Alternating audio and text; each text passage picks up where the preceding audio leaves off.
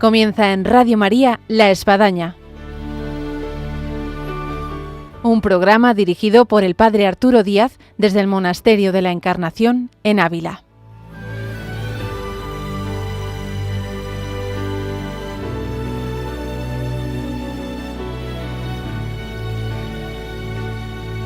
Hola, buenos días, les habla el Padre Arturo Díaz, bienvenidos a La Espadaña. Como último viernes de mes tenemos a María Ángeles Álvarez y que nos trae a San Juan de la Cruz en su vida y obra, en lo que nos habíamos quedado en el anterior programa de cada último viernes de mes de los testimonios acerca de San Juan de la Cruz allá en Granada.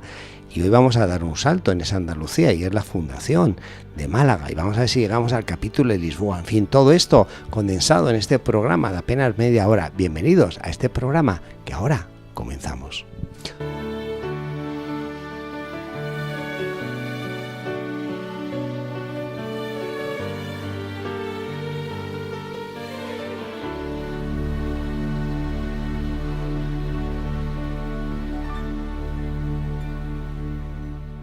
Hola, buenos días, María Ángeles. Hola, ¿qué tal? Tenemos un programa muy desafiante porque queremos englobar pues ese término de Granada, con todo lo que supuso Granada para San Juan de la Cruz y la huella que ahí dejó y los testimonios tan hermosos que hemos estado repasando en estos nuestros programas dedicados a ello. Y por otra parte queremos otear ya el horizonte de una fundación que sea muy importante, de Málaga, y nada más y nada menos a ver si llegamos a ese capítulo de Lisboa. Sí, porque junto a todas las cosas que vamos hablando de los testimonios sobre San Juan, de personas que les hizo tanto bien, sobre espiritualidad y todo, no tenemos que olvidar que había una especie de marcha imparable, ¿no?, de la propia orden en cuanto a fundaciones, que era un momento de plena evolución, y por otro lado de la propia orden en su constitución, ¿no?, de los elementos fundamentales. Con lo cual creo que este programa va a hacer un poco un panorama un poco como muy completo, ¿no?, de lo que era la vida de San Juan en estos momentos, ¿no?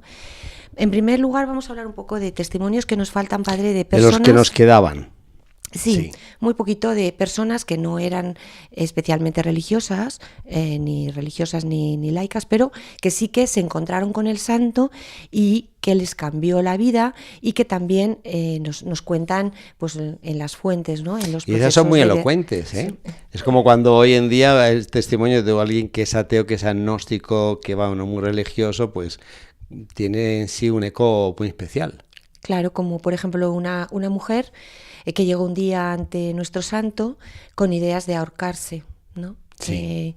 Y cómo él la convenció, ¿no?, para que siguiera viviendo y entonces esto fue también algo que la cambió su vida, que le dio un nuevo rumbo a su existencia y que, bueno, se llegó a contar en los procesos de beatificación del santo, ¿no? También nos cuentan cómo él reaccionó ante una riada. Yo cuando lo he leído pues me he acordado de nuestros acontecimientos tan cercanos, ¿no? Y cómo una riada muy grande que asoló cerca del convento suyo ahí en Granada y que dejó pues a toda la gente en una situación dramática, ¿no? Pues ya es que tenemos las imágenes de lo que hemos vivido, lo que vivimos. Y claro, la gente subía al convento a pedirles a los frailes para comer. Como sabemos, no tenían nada porque vivían en absoluta pobreza, ¿no? Y entonces él parece ser que lo que les daba era una jaculatoria, era decir, bueno, alimento no hay. Y lo que les voy a dar es no un pan de la tierra, sino un pan del cielo, que al final muchas veces nos salva de muchas cosas. O sea, sí. Siempre pensamos en la parte material de cuando tenemos una desgracia. Y no nos damos cuenta que hay panes espirituales que nos pueden hacer tanto bien y que lo necesitamos, ¿no? Esta jaculatoria que yo he recogido y que he dicho, bueno, la voy a dejar aquí pues según la necesito. Súper interesante. Que decía Fray Juan: oh, esperanza del cielo, que tanto adquieres y alcanzas cuanto esperas. Decir, bueno, ves que al final... Yo creo, María Ángeles, que la tenemos que repetir porque, claro, así cuando uno se encuentra con mendigos que en ese momento no llevan nada en el bolsillo ni en el bolso, dejar una palabrita. Y esta ejaculatoria, bueno, podría quedar así escrita en una estampa y hasta se la podemos dar al mendigo, a la persona necesitada. Repetimos la oración de San Juan de la Cruz ante la persona que estaba en mendicidad. Oh, esperanza del cielo, que tanto adquieres y alcanzas cuanto esperas. decir, de que todo lo que te estamos pidiendo, ¿no? El Señor siempre lo quiere y siempre al final nos lo va a dar. Y nuestra oración siempre llega a sus oídos. Encaja perfectamente en el tiempo que vivimos con la Iglesia del año jubilar dedicado a la esperanza. La esperanza, esa mirada a la esperanza del cielo. Sabemos siempre esa visión de San Juan de la esperanza, ¿no? Como aquello que nos lleva adelante en nuestra vida y que nos salva, ¿no? De todas nuestros problemas y nuestras preocupaciones. Bueno, también los hermanos del convento pues tenían mucha preocupación nuevamente por conseguir alimentos, ¿no? Y siempre estaba ahí esta idea del padre de no os preocupe, Dios proveerá, ¿no? Es una cosa evangélica, es decir, no hay que preocuparse, igual que el Señor dar de comer a las aves del cielo y a los pajaritos, a todos los animales, a nosotros nos va a ayudar, ¿no? Un día le dijeron, padre, hoy sí que ya no hay nada que comer, ¿qué vamos a hacer? ¿Y mañana qué vamos a comer? Y él respondió, el que nos ha dado de comer hoy nos lo dará mañana. No acusemos la rebeldía tan presto, es decir, no nos pongamos rebeldes pensando en el mañana, sino que vivamos el presente y demos gracias a Dios por lo que tenemos hoy. Y también es yo creo que es algo que es otra gran enseñanza, sí. El no preocuparnos, vivir el presente. Eso yo creo que hasta las espiritualidades orientales y todo lo que hoy en día vivimos siempre están abocándonos a esto que también San Juan nos dice, no nos agobiemos por el mañana, vamos a vivir el presente, lo vamos a vivir en plenitud. Hoy tenemos para comer, vamos a alimentarnos y mañana Dios proveerá, ¿no? Como dicen aquí, tú la habrás escuchado más de alguna vez, María Ángeles, las Carmelitas, vivir el momento presente y llenándolo de amor. Exactamente. ¿Y cuánto dice esto? La confianza en la divina providencia, que al final es la que nos va a sacar y la que nos saca de todas las cosas de nuestras vidas, ¿no? Bueno, San Juan en este momento pues seguía ayudando a las monjas de Beas, ¿no? Porque seguía pues ayudándolas, aunque seguía en Granada en el convento de los frailes. Y algunas de ellas en los procesos nos hablaron de este momento y de cómo Fray Juan las ayudó, como la Madre Francisca de la Madre de Dios, que nos hablan de una cosa muy, muy bonita que yo he recogido, ¿no? Y que he estado yo pensando estos días, digo, qué imagen tan preciosa de cómo ella veía al santo postrado ante el Santísimo y cómo le veía con una luz, cómo le veía disfrutando, cómo le veía realmente transido, ¿no? Y entonces ella le decía, él le dijo cuando le comentó, padre, le he visto de esta manera, ¿no? Estaba usted como transido, lleno de luz, lleno de alegría, y decía el santo, ¿cómo no lo he de estar, habiendo yo adorado y visto a nuestro Señor? Y es que al final las gracias místicas de la oración están ahí, es decir, no siempre nos llega la gracia mística, pero a veces sí. Y es ese momento de plena unión con el Señor, de plena ilusión, aquello que nos llena, ¿no? Y vemos cómo nuestro santo, aunque él no lo haya contado de manera directa, como por ejemplo hizo Santa Teresa, que nos ha contado muchas de sus gracias místicas, él, ¿no? Es todo como indirecto, todo a partir de sus escritos espirituales y a través de sus poesías, pero está claro que él también tenía estas gracias y que los que vivían con él y las que vivían con él pues lo veían, ¿no? Con lo cual yo creo que, no sé, a mí es como si me hubiera abierto una ventanita en la vida del santo que me intuía, pero que no lo había recogido. Es decir, que él tenía estas gracias en la oración y en otros momentos de su vida y que las vivía pues con toda la ilusión y con todo el amor de Dios, ¿no? Sí. Es bonito.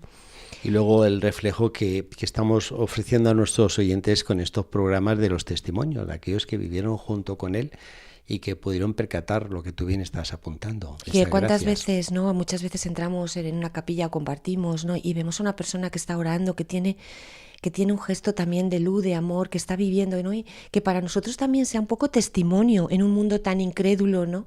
De que realmente la oración con nuestro Señor Jesucristo y con nuestro Señor nos salva, nos purifica, nos llena de alegría, ¿no?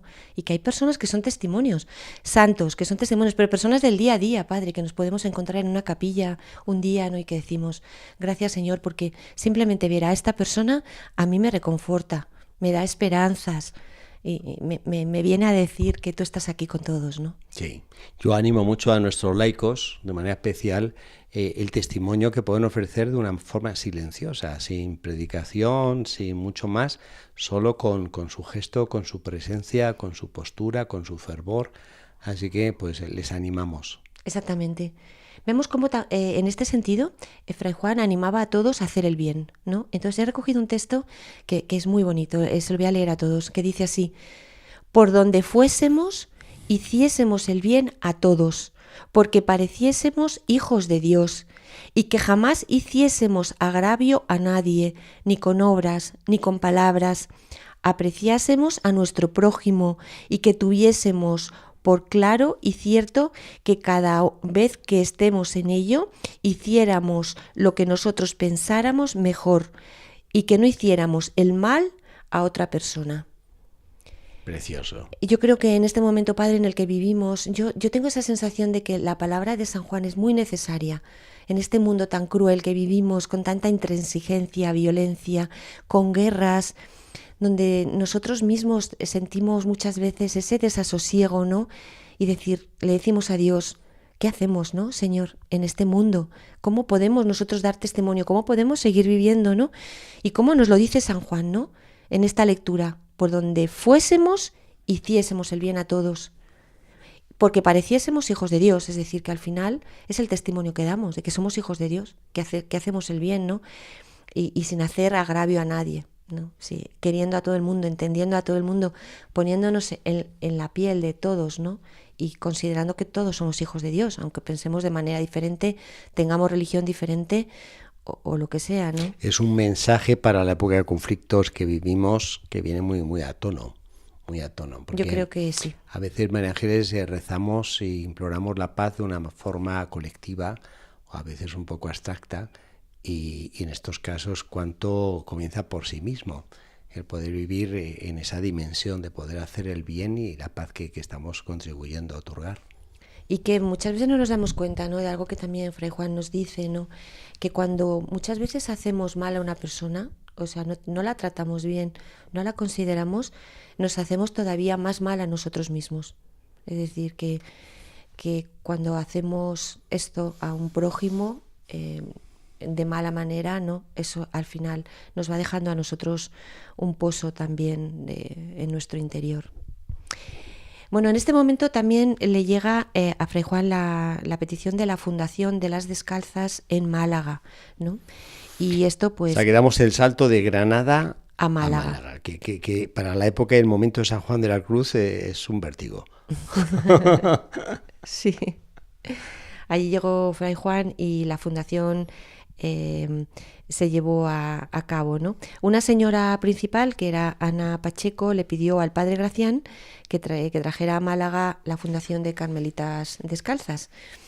Bueno, esta señora pues les ofrece la limosna, es decir, los bienes materiales, y también el favor del obispo, que era don Francisco de Pacheco, que era familiar suyo. Ya sabemos que siempre esto era uno de los mayores problemas. Todo queda en casa. En las fundaciones. Sí.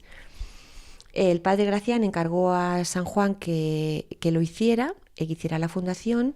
Este fue, alquiló una casa en la parroquia de los Mártires y escogió a 3 monjas de Granadas y de Beas. Y bueno, pues se pusieron en marcha para ir a hacer la fundación.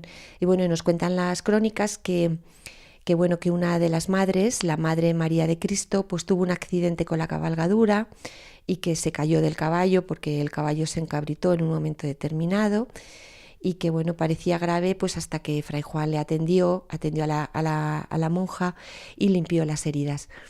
Bueno, he recogido este dato porque me parece que es necesario también poner un poco la parte un poco heroica de todo esto, es decir, que decimos, bueno, se hace la fundación de Málaga, pero es que en aquel momento el camino de Granada a Málaga... Hay que imaginarse cómo era. Y ponerse andando en caballo, ¿no? Es decir, cómo realmente se ponían muchas veces en peligro, ¿no? Sí. Y lo valioso que es, ¿no?, el que lo hacían por los demás de esa manera desinteresada, ¿no?, estas hermanas que van a fundar. Y luego lo insólito, porque en ese tiempo, al carecer las comunicaciones que hoy tenemos, pues uno no sabía con certeza cómo iba a ser el lugar, en fin, qué requería, hasta dónde íbamos a dormir y dónde íbamos a rezar, en fin. Sí. Que uno iba a una aventura total, guiado por la fe, que es creer en lo que no vemos. Así que no se veía nada. No se veía nada. La fundación de Málaga fue el 17 de febrero de este año 1585, pero en mayo de este año sí. Fue el capítulo provincial de Lisboa. Entonces, Fray Juan se puso en camino para Lisboa. Es increíble, ¿no?, la cantidad de kilómetros que se hizo el santo andando, ¿no? El padre José Vicente Rodríguez, ¿no?, nuestro querido profesor, bien lo relata. Dice que él ha hecho un cálculo más o menos de cuántos kilómetros hizo Fray Juan. 720 kilómetros desde Granada hasta Lisboa. He recogido este dato porque me parece como increíble, sobre todo en una época en la que, ya sabes, estamos hablando de todas las cosas, ¿no? Había que ir andando en pollinos, en fin, era todo una verdadera proeza. Se nos quedan ahora cortos los caminos de Santiago, cuando nos sentimos medio héroes porque gané la Compostelana, hice 100 kilómetros, vamos. Para esta gente era lo más normal, 100, 200, 300, 400 y más. Es tremendo, ¿no? Lo que hacían y en las condiciones tan precarias, ¿no? Bueno, en el capítulo provincial de Lisboa se procedió a la elección de los definidores, que fueron elegidos, ¿no?, por este orden. El primero que fue elegido fue el padre Jerónimo de la Madre de Dios, el padre Gracián; el segundo, San Juan de la Cruz; el padre Antonio de Jesús; y el último, Gregorio Naiaceno. El padre Gracián habló de la marcha de la provincia y, bueno, hizo alguna defensa sobre algunas de las calumnias que se hacían sobre él, ¿no? Esto lo he recogido porque ya empezamos a ver un poco el malestar que había en relación al padre Gracián, ¿no?, y que va a explicar algunas de las cosas que le van a pasar al pobre más adelante, ¿no? ¿Qué es lo que se decía y qué es por lo que se defendió el padre Gracián? En primer lugar, por la blandura del gobierno, ¿no? Que ya vemos que había otros padres, sobre todo el padre Doria, pues que era más partidario de que fuera todo mucho más riguroso, y cómo este padre Gracián estaba más del lado, pues, de Santa Teresa, ¿no?, con una visión menos rigorista, ¿no?, y más auténtica. Por otro lado, también se le criticaba la entrega al apostolado en detrimento de sus obligaciones como superior, ¿no?, algo que vemos que también se le criticó a San Juan, ¿no?, justamente en el concejo anterior, de haber metido en la orden a parientes y hermanos, de haber aceptado a ciertas personas en detrimento de otras, de no tener en cuenta lo que los demás le decían, sino seguir sus propias ideas. Y una última cosa, que también va a ser para él, luego le va a traer algún problema, es que decían que tenía mucha amistad con las monjas, mucho trato con monjas, ¿no? Es una de las cosas que se le empezó ya a criticar en este momento. Y todo esto, pues a él le dolió, ¿no? Fueron como heridas que se le hicieron, ¿no?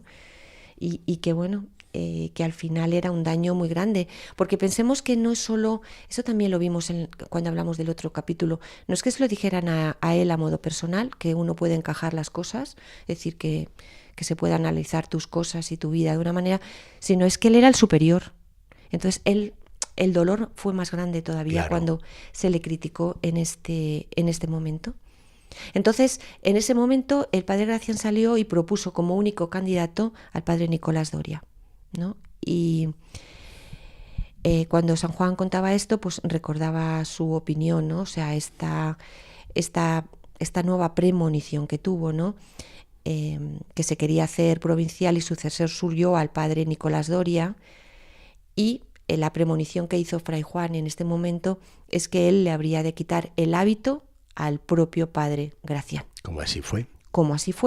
Como sabemos, San Juan era realmente profeta. Tenía ideas premonitorias, ¿no? Bueno, en este capítulo, pues el padre Gracián llevó adelante el proyecto de llevar el Carmelo a México, ¿no?, donde le dieron permiso el Consejo de Indias y partieron 12 frailes a México. Bueno, voy a hacer un pequeño inciso y voy a hablar de una cosa que siempre se habla en la vida de San Juan, bueno, que ocurrió ahí en Lisboa, ¿no? Es que estando allí Fray Juan, en Lisboa, pues había una monja, Sor María de la Visitación, que era muy famosa porque tenía llagas. Sí. Y tenía Famosísima. llagas en los costados y en el costado y en las manos y en los pies, como nuestro Fama Señor. de santa, de mística, en fin. Todos estaban como muy impresionados con ella y le pidieron a San Juan que fuera, ¿no?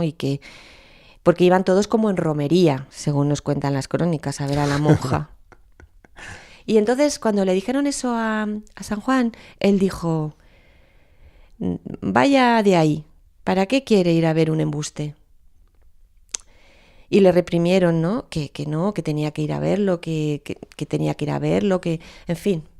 Pero él rápidamente vio que aquello era un embuste antes de ir a ver a la monja, padre, ¿no? Que vamos a contar todo lo que pasaba. Y ya decía Fray Juan: no he menester ver las llagas, porque la fe que tengo de las llagas de mi Señor no tiene necesidad para nada de que yo crea en las llagas de una persona aquí. A mí me da igual que tenga llagas, que no. A mí eso no me importa para mi fe, ¿no? Bueno, pues uno de los frailes, Bartolomé de Benito, pues llevaba siempre unas reliquias de la sangre de esta monja, ¿no? Porque ya se consideraba, ¿no? Y bueno, y Fray Juan, pues cuando se enteró, pues le dijo que él pensaba que era una santidad fingida, ¿no? En el viaje, cuando le preguntaban por las monjas de las llagas, pues él contestaba: yo no la vi ni quise ver, porque me dejara que quejase yo mucho de mi fe si entendiera que había que creer un punto con ver cosas semejantes. Realmente Fray Juan no era tampoco muy partidario o muy devoto de las reliquias de santos ya reconocidos. Es decir, todas esas partes de religiosidad popular no iban con su espiritualidad, aunque lógicamente cuando eran de santos reconocidos él las respetaba. Claro. No. Pero no era este caso, porque él vio siempre que era un embuste. Es decir, que así fue, ¿no? Como lo confirmó luego después la hermana María de San José, que había estado hospedado en las dominicas, y que un día la hermana María de San José le había arrancado la toca y que vio que no tenía nada en la cabeza. Y también otro día vio que la llaga del costado, pues que no tenía una abertura por donde había entrado, sino que realmente era pintura. Es decir, que todo era una monja que fingía todo este tipo de manifestaciones, estigmas, ¿no? que De no estigmas. eran, sí. Y cuando Ambrosio Mariano se empeñó en enseñar a la Madre María de San José unos pañitos y reliquias que él tenía de la monja, de la priora, que era la priora de la Anunciata, pues ella dijo que no le había causado devoción, sino antes asco y horror, ¿no? O sea que vemos un poco como tanto Fray Juan como la hermana María de San José pues se dieron cuenta de que era toda una calumnia, y que bueno, tardó un tiempo en darse cuenta mucha gente que había a su alrededor de que no era una santa. Es destacable de San Juan de la Cruz este ojo clínico espiritual, digámoslo así, sea en el caso del padre Gracián frente al padre Nicolás Doria, como de esta supuesta monja estigmatizada, ¿no? Exactamente, y como él rápidamente vio que no era tampoco, ni era él muy partidario de estas devociones, pero menos cuando eran cosas falsas, ¿no? Continuó el capítulo de Lisboa, pero claro, como habían determinado que fuera el padre Doria el que fuera el superior, pues le llamaron y tuvieron que suspender el capítulo hasta que el padre Doria llegó a España, ¿no? Que llegó el 17 de octubre.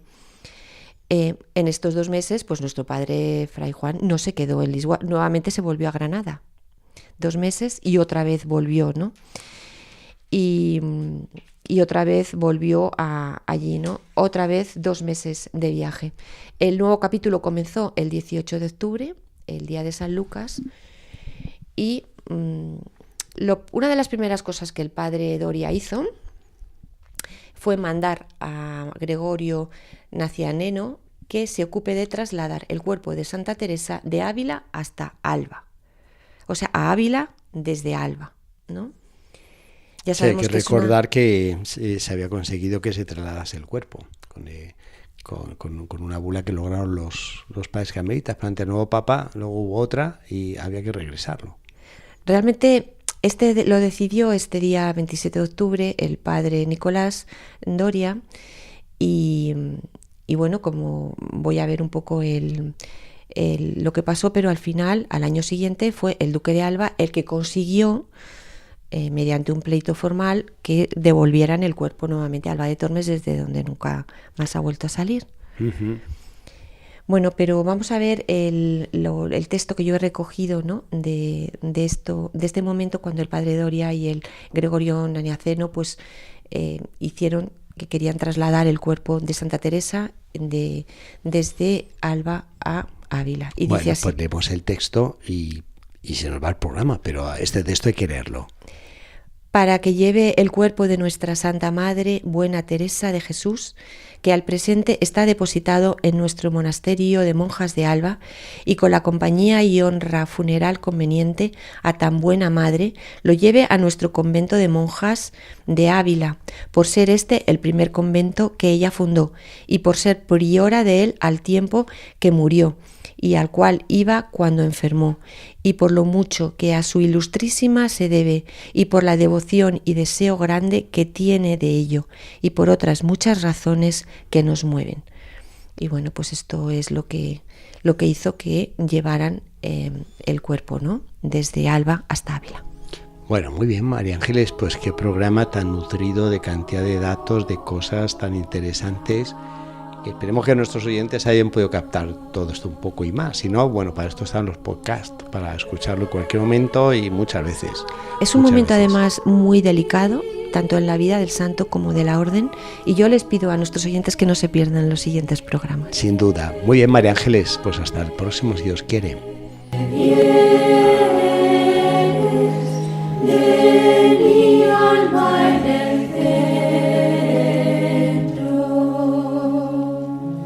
Llegamos así al final de nuestro programa de vida y obra de San Juan de la Cruz con María Ángeles Álvarez, en este recorrido un poco maratónico que hemos tenido en San Juan de la Cruz, de Granada a Lisboa, de Lisboa a Granada, y escuchando los testimonios que de él nos depositaron los que le conocieron en Granada, como esa fundación en Málaga, como el capítulo de Lisboa, en fin, que queda todo esto aquí en este nuestro programa y lo pueden escuchar, como hemos dicho, en podcast, y quedamos emplazados hasta el próximo viernes, Dios mediante, aquí en La Espadaña.